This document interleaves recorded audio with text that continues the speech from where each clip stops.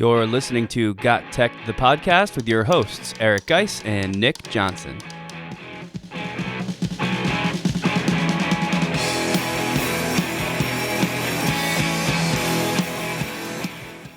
Welcome back to GotTechED, episode 14, Student-Centered Learning, Methods of Best Practice. In this episode, we discuss how student-centered best practices cater to the needs of all types of student learners. We talk about the difference between gamification and game-based learning in this week's question of the day. Then we go into social media and how it could be used by teachers and students both in and out of the classroom. And finally, we'll wrap up with this week's Tech Battle Royale.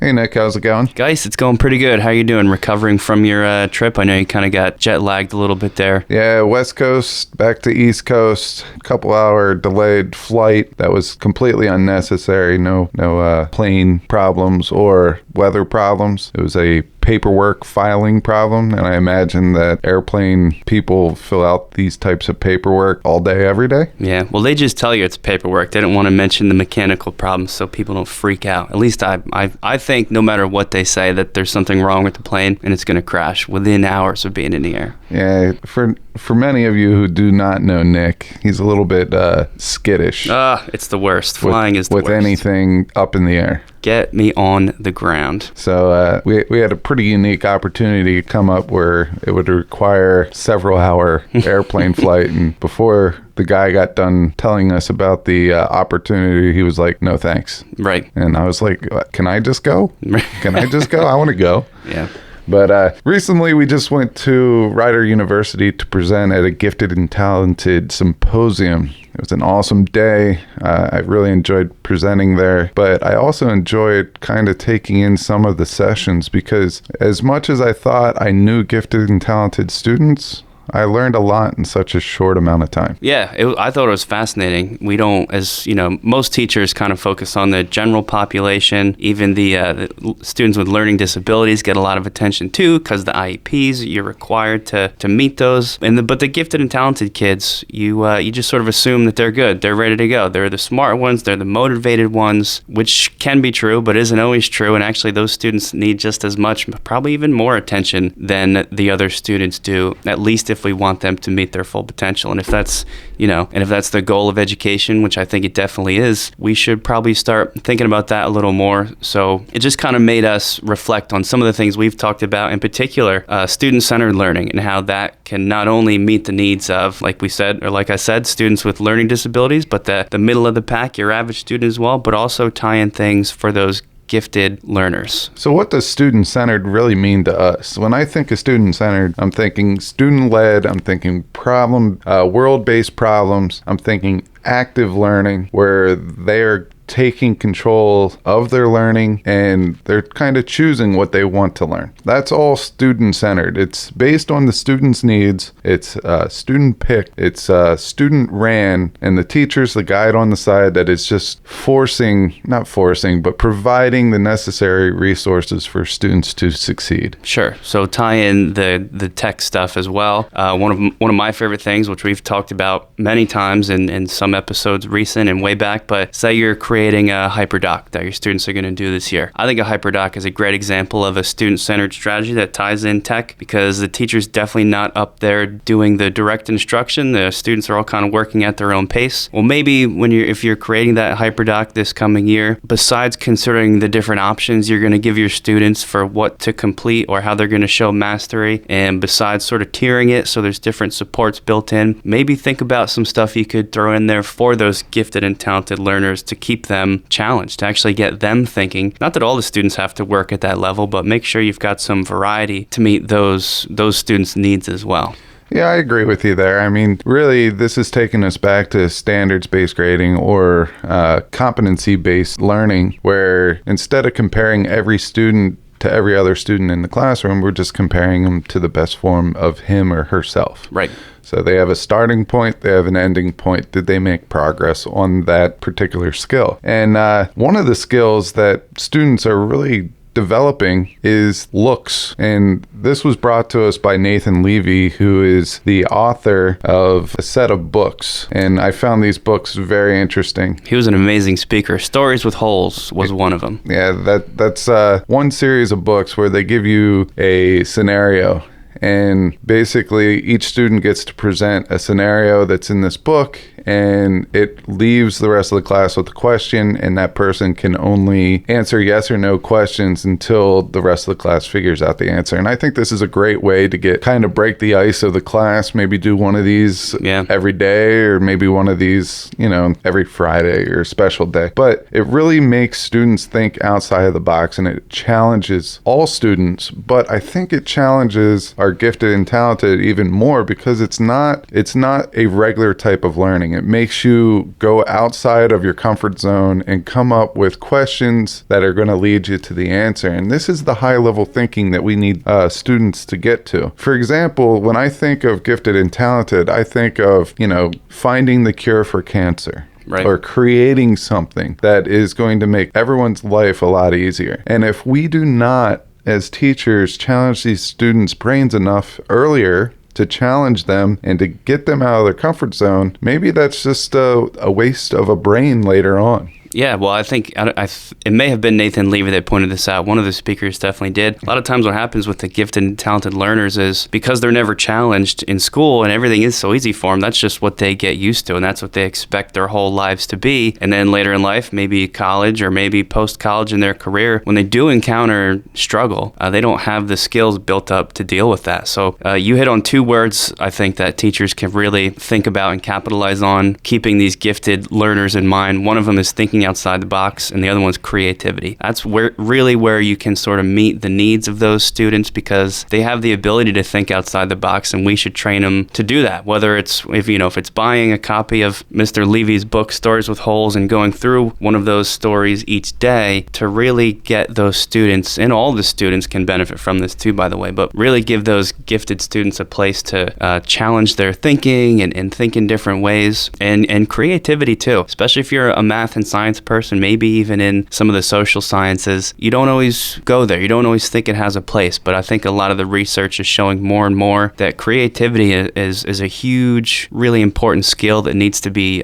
developed, especially in our gifted learners. They respond a lot to it, and it's a big part of being successful in life, is that ability to create something new that did not exist before. So another one of the speakers was Dr. Don Ambrose, and he's like the master thinker and very, very well-known person that studies the gifted and talented. And one of the things that he made was this little pinwheel type thing. So imagine 3 circles on top of each other, but each one is a little bit shorter in circumference. And they spin independently, right? They spin independently, and they all have sections with a topic in there. This was cool. So this is a way to get them thinking, it doesn't have to be a real scenario, but get them thinking differently. So if you take a science course, and one of the most boring topics, in my opinion, so I know that there's people out there that love this topic, but it's my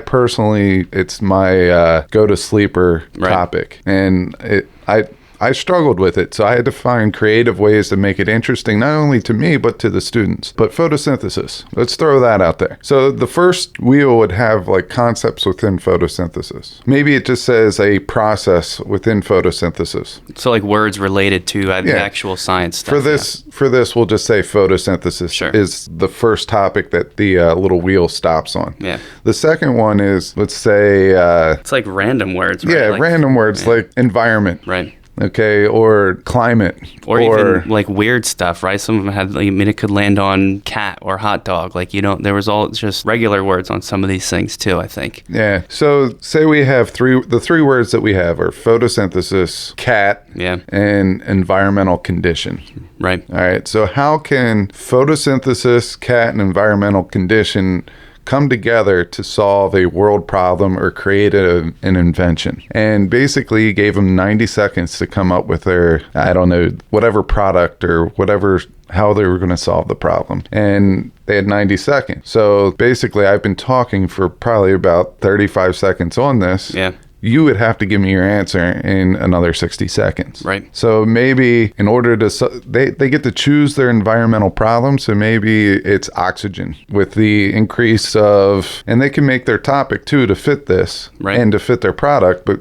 maybe because we're building up everything, that the lack of trees is causing a lack of oxygen problem. So where do cats fit into this? Now you could take the animal, a cat, and put it in there, or maybe you could somehow find a simile or something like that, or a metaphor that allows your product to be named after a type of cat. Right. Well, that's the point of it, is just be creative. As long as those three concepts that the three wheels landed on are incorporated in your idea that you generate in 90 seconds, that's all you have to do. And it's just meant to challenge you in terms of time and really, like we said before, think outside the box. Be creative. What does a cat have to do with that? Maybe nothing. Maybe you tie it into the name. Maybe that's your project's logo. I'm just going to go with it here. What do you got? All right. So if we have a lack of oxygen, we need more green plants in the city. What's a good trait that a cat has? They can climb. Yes. Okay. All right. So how can we build in plant life to our structure in the city? Whether it's a rooftop garden, whether it's a plant that can build its way up the building structure, like an ivy or a vine or something. And how does photosynthesis tie in there? Well, more plants equals more oxygen. You're converting carbon dioxide to oxygen. Boom, done. How does cat fit in? It climbs. All right, we're going to call it the climbing cat. Or even better, maybe we start capturing all the stray cats in cities and outfit them with little backpacks that have like seeds in them. So as they jump around and walk around, they're like planting the things that then climb up the trees and turn the buildings into green buildings that grow stuff and generate oxygen. Sounds crazy, but sounds like a catastrophe to me. It's a bad idea, but that's the kind of stuff that you're challenged to think about. And even just realizing, wow, that's a bad idea, asking the question of why it's a bad idea might lead to other things. So that's the kind of stuff we're talking about here. So let's kind of do a little recap here. I'd like to start off with just recapping a little bit with Books with Holes and Nathan Levy. Check those out. They give you situations where students get to be the leader, kind of developing or discussing a problem, and it's like a little riddle almost. And students have to ask yes or no questions, and that the student leader gets to answer. Obviously, you would probably model this the first time, but after that, maybe let them take turns. I think that's just a great way to get students thinking in a different way. Yep. Or think about coming up with some maybe project-based learning where you challenge your students to solve real-world problems by throwing in some weird words, kind of like the example with the cat and photosynthesis we talked about. Really force them to get into some uncomfortable, fast-paced scenarios where they have to come up with sometimes weird ideas that just haven't existed before. So those are a couple of different out-of-the-box ways of thinking about student-centered learning that you might be able to try. If anything, you might just use this once or twice just as an icebreaker in the room so your students get to know each other at the beginning of the school year. Right. And at the very least, you'll be challenging the thinking of all the learners in your class, and hopefully the gifted and talented students get to benefit a little bit as well. Also, think about how you're going to allow your students to collaborate with one another, and maybe how you differentiate between the different levels of learners, whether they're working together or they're blended in. Maybe one student from each level is in the group and how they're going to help each other out. Pay attention to how your students work well or not so well with level learners that are on the same pace as they are, or the same page that they are. These are just a couple of things that you could look out for. For the most time, students are excited to try something a little different and something new, and they might not first be open to the idea because they're going to be nervous because they've never done anything like this before. But if you encourage them to make it wacky, go off the wall with their ideas the first time, it makes it a safe space, and it kind of makes student-centered learning a good time for everybody while promoting learning throughout all levels of students. You can follow GotTechED outside the podcast at gottech.com or on Twitter at WeGotTechED. As we mentioned earlier, we just presented at the Gifted and Talented Symposium at Rider University. Our topic that we presented on was a form of game-based learning, which is digital escape rooms. So Nick and I, we have done many physical escape rooms. We brought our wives, some of our friends along, and we tried to conquer the room. And the way that you conquer a room, you're put in a scenario, and you have 60 minutes to solve little puzzles and things like that, little riddles to get out of the room, to get the key to physically get out of the room. It's a lot of fun. If you've never gone to an escape room, you got to check it out. And escape rooms are popping up all over the place. It started in the cities. New York City was the first one that I did. Philadelphia was the second one. And now it's starting to come in more of the suburban areas as well. You'll find them in malls. They're popping up there. You'll find them in small little nooks and crannies and building spaces that aren't being used. They'll rent them out to these escape the room places. Like there was one at a naval base. Oh, cool. Yeah, and that one was the hardest one I've ever done. But anyway, getting back to the topic,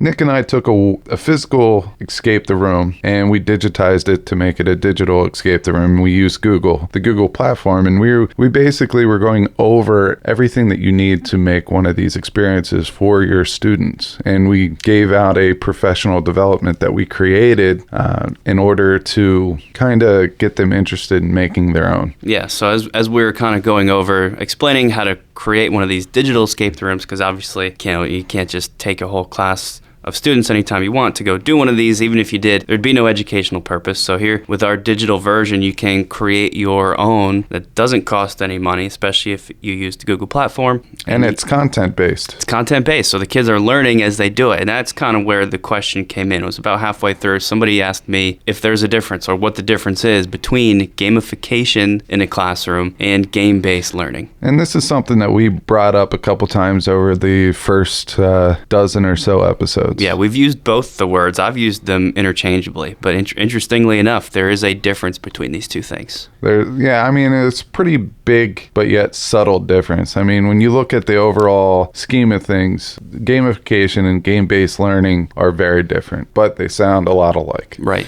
All right, so gamification is just adding game-inspired elements to a lesson or to a unit or chapter or your course even. So game-inspired elements are things like points or stars or levels, things like that. When I think of gamification, I think of Whose Line Is It Anyway? You remember that TV show with Drew Carey as the host? Yeah, sure. The points, what did he say? Points are earned, but they really don't matter. That's it, yeah. Yeah, so 10,000 points, Gryffindor. Yeah. What do those points get you? Really just points. Yeah, but it's a reward system, right? So people want them, even though they don't really mean anything. Yeah, it's a competition. As much as people don't think it's a competition, it's a competition. Sure, yeah. And I'm not saying it's a safe competition. They could be competing against themselves, or they can be competing against the learning outcomes. Well, they do whatever, if a student isn't comfortable competing against others, they just try to improve from where they were before by earning points or stickers or badges or whatever you do in your class. Or maybe a few kids kind of just group up and they compete against each other, which motivates them, which is great. The thing that you need to think of when you think of gamification is no matter what system that you choose, what gamification elements, whether it's levels, points, whatever, you need to look at those points and realize that isn't the learning. The learning is coming through an activity, and the reward is the points based on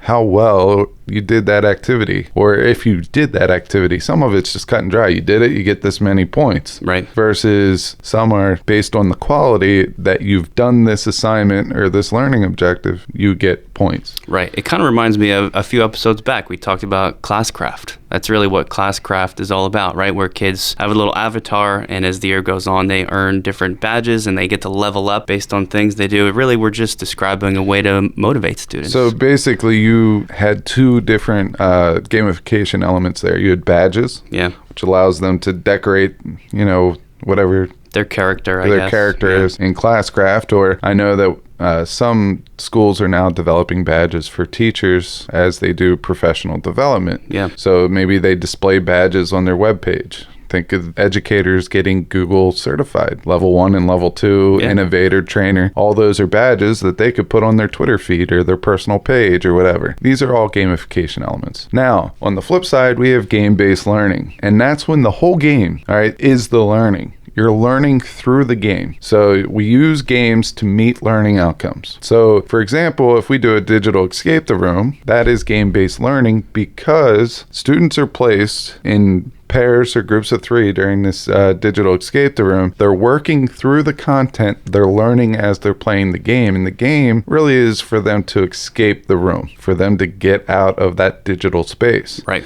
Everything else is the same. There's an introductory, there's locks, there's puzzles, and there's a time limit to get out. Yep. Okay, so the learning is through the game. Learning comes from the game, and this could be accomplished digitally, but it also doesn't need to be digitally. Is the game of life or Yahtzee or Connect 4, are those considered games? Yeah, well, a few years back, this is not a tech thing, not a digital thing, but I had my AP Chem kids. They made chemistry-themed board games. I know most teachers have done this project by now, but they made their own board games and then we played them for like a week, and they were all questions were chemistry themed, and that would classify it as game-based learning, right? Because they're actually playing a game and learning while they play it. So basically, what are we getting out of game-based learning? Basically, it promotes critical thinking and problem solving. Is this a normal way or a typical way that students learn? No. All right. You had your students create games. That's involving creativity.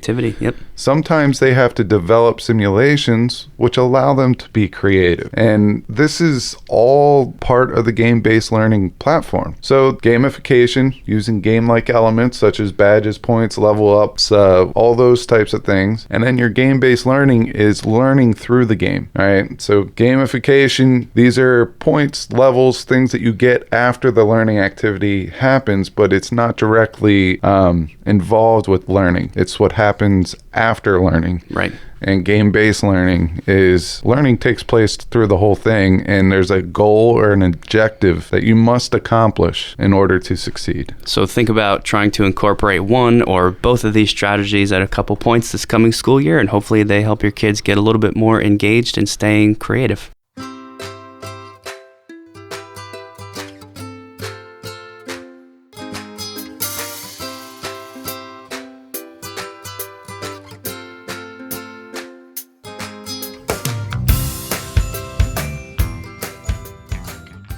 I know a lot of districts out there have social media policies for teachers, and I think that it's good to have some type of structure as to proper etiquette versus improper etiquette. And I really think as adults, we should be able to use our best judgment to demonstrate this. And I do believe that there's a place for teachers to have their own private account that no one can get into except people that they want to socialize with. But we're not talking in this segment about private accounts. We're really just asking what's the place of social media in a classroom. Right. And I think there is a place, and I think that teachers should be able to use social media in the classroom because we want our students to behave on social media in a way that's responsible and considerate to others. And to not allow a teacher to be able to model that behavior, I think is a big disservice to learning for our students. And if you like social media or if you don't, without debating that topic as a whole, whether it's good or bad for society, it is a part of our world. And it's definitely not going away anytime soon. Most of you probably are aware by now that if you own a business or if you're trying to get the word out about something you're doing, social media, Twitter, Instagram, Facebook to some extent now too, that's a big way of how people do it. So we're kind of just seeing an explosion of that in education, I think, now, where teachers and schools, districts even, are capitalizing on that as well to communicate things that are happening and what's going on in the classroom, and teachers are doing the same thing for their classrooms. So basically, in this segment, we just want to talk about ways that you can use social media for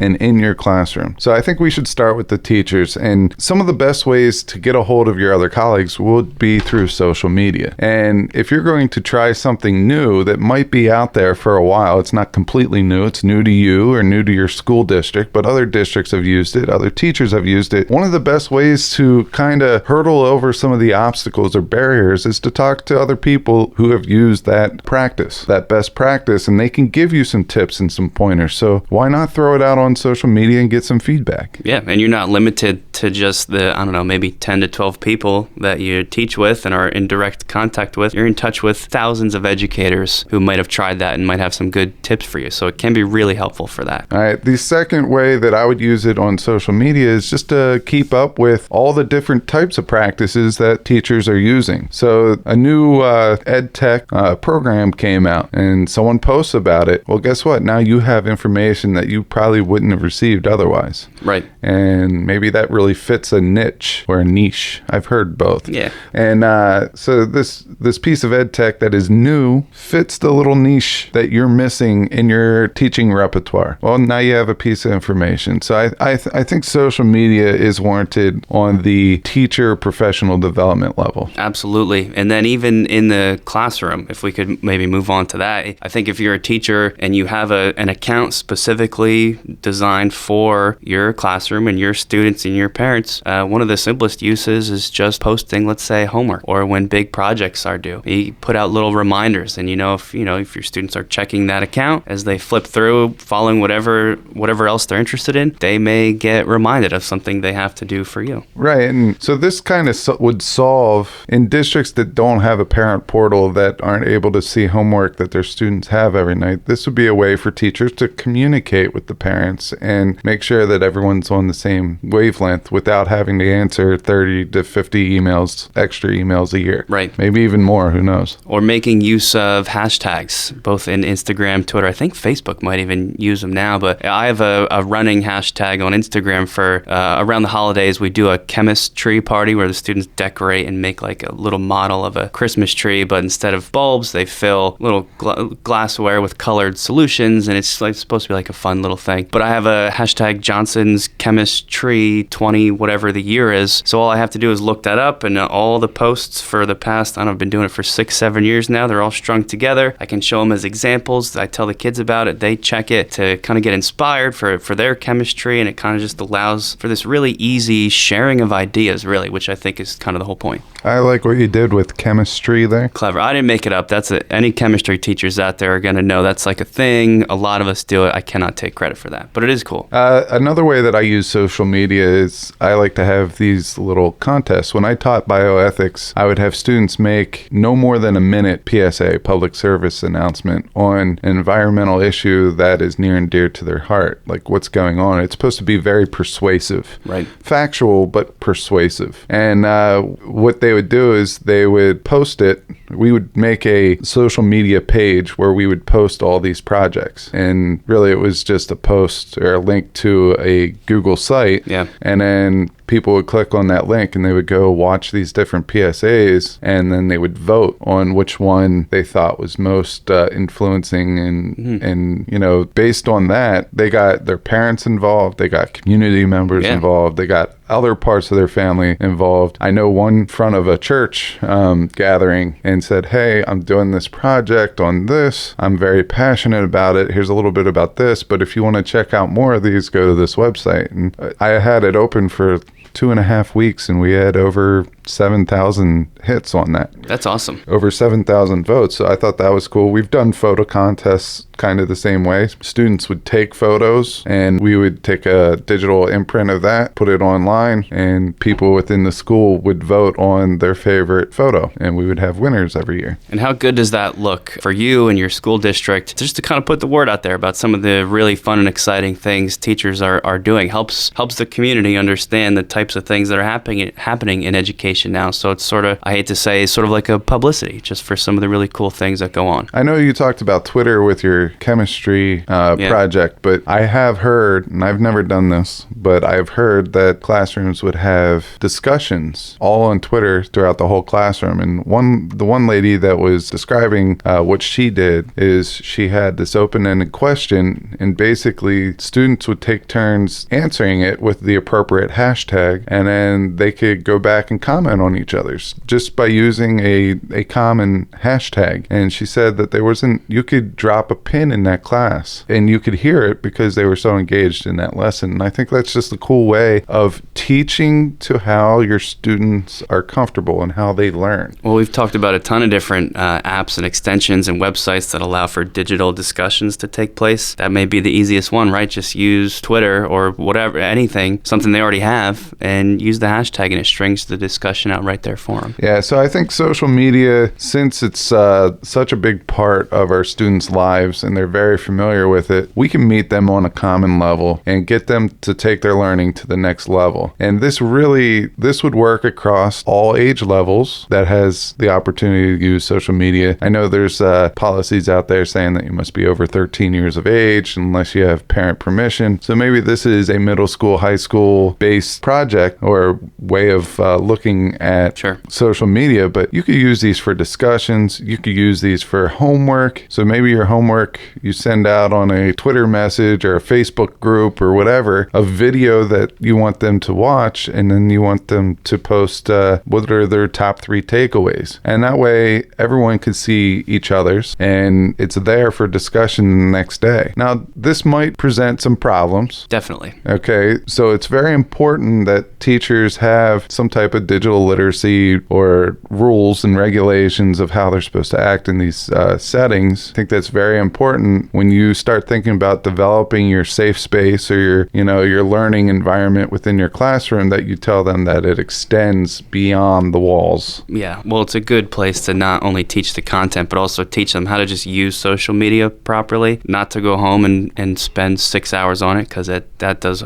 horrible things to your brain, and to use it in a responsible way for good, productive things, not negative things. And the classroom is a good model for that. Yeah, at one of the professional developments that I went to, and we can end with this, but a lot of people are so fearful of students using social media in the wrong way. So what if that does happen, right? And Alice Keeler said this, and I thought it was brilliant. She said, I want them to make the social media mistake in my classroom. Good. Because if they make it here, they won't make it when they're out and they have a job, and it won't cost them their job later on. Exactly. This is when they learn that type of thing. And I thought that was pretty brilliant. So many, this is a whole other topic, but I have to bring it up. So much of education is, or teachers have a tendency to try and stop your students from failing. Now's when you want them to fail and get caught, because now in school is when you can help them and teach them not to make that mistake later when they're adults and it causes a real problem. Yeah, there's more on the line then. Right. So I don't know, go out there, maybe talk with your administration, see if your policies on social media meet the needs of your students, meet the needs of your staff, because it would be a shame to miss out on a quality learning opportunity.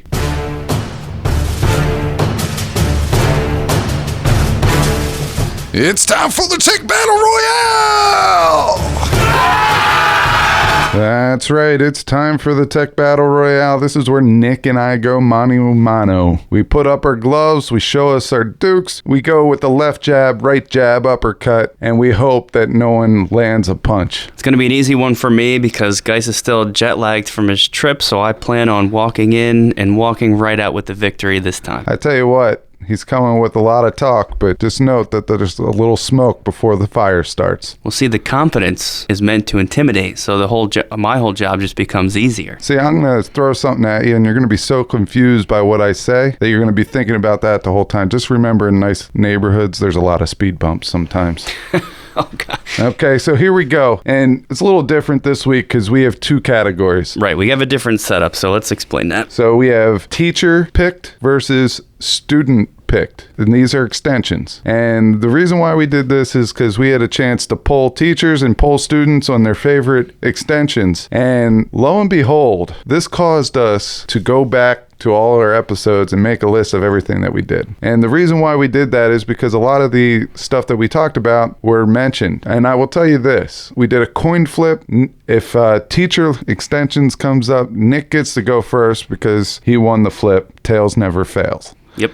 Okay, and if student led comes up, I get to go first. And I'm really hoping Nick's doesn't come up with the teacher extensions, because we found out that there's one that we both thought we've done before. Yeah. that was never done. And I think that's going to take it home no matter what any of the other ones that are selected. The student ones we found are very interesting because we haven't done about half of them. Right. And they're all really super cool. So we'll get to those in later episodes. But I think it's time to quit procrastinating, quit stalling, and get Nick prepared for the whooping that he's going to take. Yeah, me prepared. So let's go ahead and let's spin this wheel. Let's do it. Well, it's not favorable for me, but it'd be favorable for you guys because this extension that he's about ready to go over is pretty amazing. So we got teacher favorites. We do got teacher favorites. Might as well just give me the win. Do we even have to do this?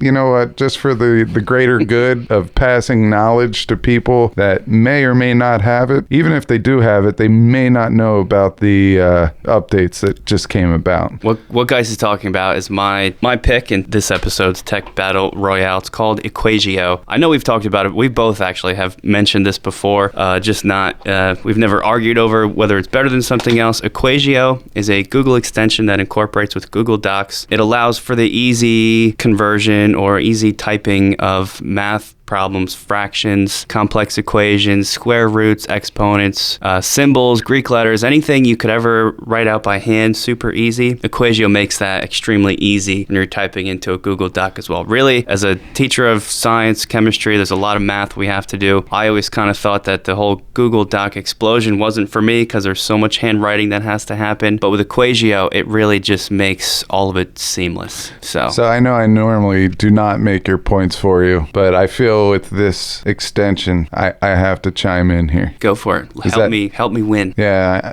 it's not like you need it, but anyway, I want to say how useful this tool is across all curriculums. All right, you have a math teacher. That one's pretty easy as far as how it applies to equations and numbers. You know, science is also very easy as to how it applies, but think of art, canvas size. Sure. Measuring canvas size, you have a formula that they're plugging in, or you go down to PLTW, Project Lead the Way, which is engineering. It fits in perfectly there. All right. Think of ways that you could use this in English. All right. They're doing a reenactment, or not a reenactment, but a play of Shakespeare, and they need to know how big the stage has to be. So you might have some type of equation per square foot that they have to translate over. All right. Maybe there's a word problem that they have to solve in an English class. It does happen. Sure. Interdisciplinary stuff is huge. All that happens all the time. Okay, so being able to have something like this is pretty amazing. And I know that you're going to get into how it helps students with IEPs as well. Yeah, I mean,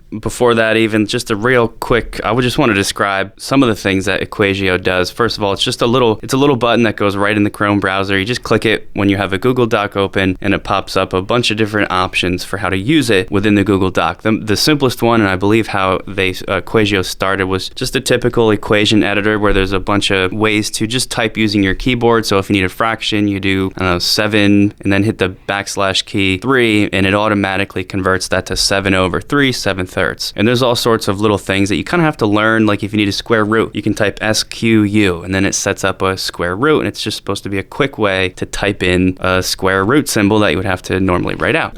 Kids usually don't like that. They don't like to type things in. They don't know all the keys. They don't want to take the time to learn them. So some of the more beneficial tools are a handwriting recognition tool where you can write on the screen. If it's a touch screen, you can just use your finger right on the screen, and instead of actually having to know the special keys to type a square root, you just draw it. And as you draw it with your finger, it converts it to text that you can just embed in the Google Doc. Amazing. It's really cool. It also does voice. Right. There's a speech input. So say a kid isn't very good at writing with their hand, or has a disability where they can't do that. You can just talk, and it listens to and it transcribes the equation that you're describing, embeds it in the Google Doc. The two newest tools that I didn't even really know about until today, you can also import math equations from a mobile device. So if you draw out the equation on your cell phone, it imports that directly into the Google Doc as well, and what they're calling a screenshot screenshot reader, which is kind of hard to describe. I don't know if anybody's ever used the snipping tool. It's kind of like that, where you get to click and drag around a section of the screen. And as you drag around, if what you drag a box around is an equation, Equatio will recognize that equation and convert it into text as well. It just gives you so many options to easily input math that would otherwise be really hard. So that's it. It's a great tool. It's amazing. If you're math, science, engineering, any of the other stuff we mentioned, you have to be not only using it yourself, but